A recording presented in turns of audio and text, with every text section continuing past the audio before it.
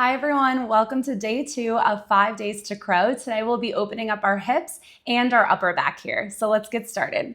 We'll start in a tabletop position first again. So let your wrists be under your shoulders, your knees under your hips, and start by taking those cat-cows that we did on day 1. So on your inhale, drop your belly, lift your chest. As you exhale, round your back, press the tops of your feet into the mat. Inhale for cow, drop your belly, lift your chest. Exhale for cat, round your back. Keep taking these at your own pace, on your own breath. But for today, and for this whole workshop, really focus a lot on the cat pose where your back is rounded here. Again, thinking about that separation in your shoulder blades, finding this spaciousness in your upper back, and lifting through your shoulders. Take 1 or 2 more rounds of cat-cow here. Just warming up your spine. And then we'll meet in a flat back in your tabletop. Child's pose. Take your knees a little wider than your hips. Bring your big toes to touch and press back.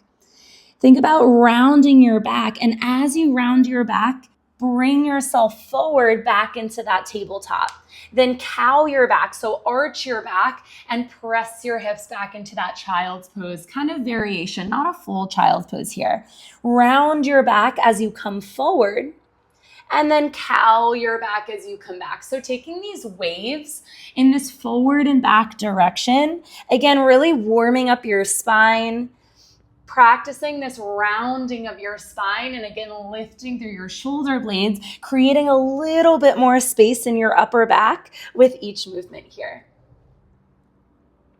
Take these at your own pace, on your own breath. Again, we'll take 1 or 2 more. And then once you're done, we'll meet in a tabletop position. Come forward, readjust your knees and your hands as you need here.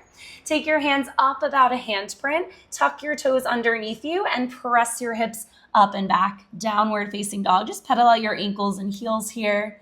Take any little movements that will make your body feel a little bit more ready to move. And then we'll roll back forward to a plank.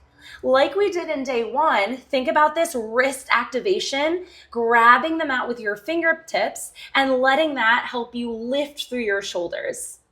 Active core here. And then press right back, downward facing dog. We'll do that 2 more times. Inhale, roll forward to a high plank. And then exhale, downward facing dog. 1 more time like that. Inhale, forward to a high plank. Exhale, downward facing dog. Tap your knees down to the mat, and then keep your toes tucked as you walk back. Come to a toe stand at the back of your mat here. Take a full breath in as you lengthen your spine, and as you exhale, walk your hands out and forward, rounding your back here with your thighs and your knees in your chest. Think about rounding your full spine all the way from your lower back through your neck. So drop your head and let your neck feel long here. On your next inhale, look forward, lengthen your spine. We'll come back forward and we'll meet in downward facing dog. Take a slow walk to the top of your mat here. And then again, come to that toe stand. This time, widen your knees, keeping your inner feet together here. Look forward to lengthen your spine, and this time as you exhale, walk forward again, and then drop your head. Let your neck feel long. Think about your heels coming down towards the mat, even if they don't touch, and soften your hips a little bit to let gravity do the work in this pose. Keep dropping your head. See if you can release any gripping that you feel in your hips and your ankles.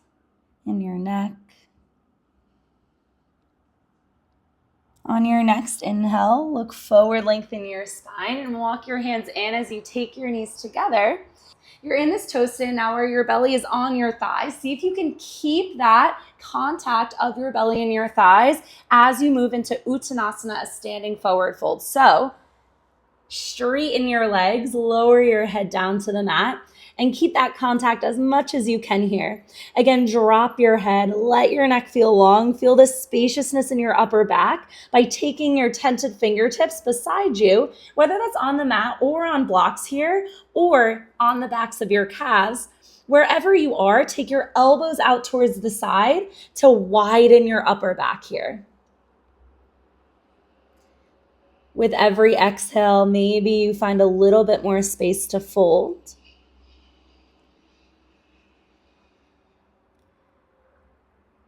Leading with your upper back, roll all the way up to stand, vertebrae by vertebrae here, your head being the last thing to rise, and we'll meet in Tadasana.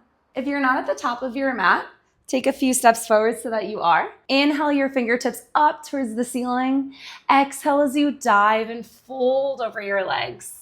Step your right leg back, low lunge. Tap your knee down to the mat, untuck your toes here. You can always grab blocks if you have them to frame your front foot for a little bit of extra height here. So as you inhale, start to press forward a little bit to get the stretch in your back hip flexor. On your next exhale, runner's lunge, straighten your front leg, round over your straight leg, dropping your head again. Again, see if you can take your elbows wide to find more spaciousness in your upper back. If you're not using the blocks, it'll look like this with tented fingertips on the mat, taking your elbows towards the sides and rounding your upper back. On your next inhale, come back forward, one more low lunge. And as you exhale, one more runner's lunge, finding this rounding of your spine over your leg here. Inhale, come back forward, low lunge, move the blocks if you have them. And then tuck your back toes, lift your back knee, step to the top of your mat and fold. Round all the way up to stand, leading with your upper back. Once you arrive, take your fingertips up towards the ceiling.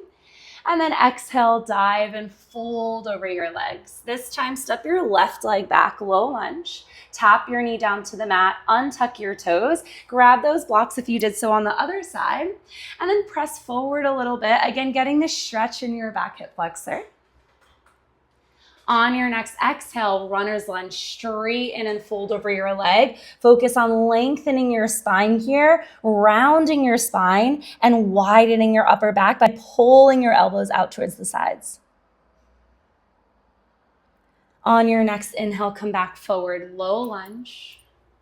And exhale right away, runner's lunge. Come back forward. Take the blocks out of the way if you have them.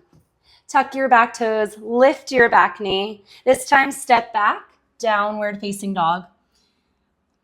Like we've been doing, leading with your upper back as if someone has a string tied between your shoulder blades and they're pulling it from the front of your mat. Ready? Inhale as you round forward. And then exhale, bend your knees, press back, downward facing dog. We'll do that 4 more times. Round forward to plank. Exhale, bend your knees, press back, down dog. At your pace, inhale, round forward to plank. Strong shoulders here throughout this whole sequence. Down dog, 2 more times here. Round forward to plank, lift through your shoulders, grab the mat. Exhale, downward facing dog. 1 more time. Stay stable, stay strong as you come into this high plank. Bend your knees, downward facing dog. Nice job, everyone. In this down dog, to finish it out, let's keep lifting through our shoulders like you're grabbing the mat. Firm up your arms. And again, this is not lifting through my shoulders. This is lifting through my shoulders, just so that you see the difference here. Again, this is not lifting. This is lifting. Tap your knees down to the mat. Bring your big toes to touch. Child's pose. Walk your hands in towards your seat to sit up. And we'll meet you in a seat. Thank you so much for joining day 2 of 5 Days to Crow. I'll see you in the next video, day 3.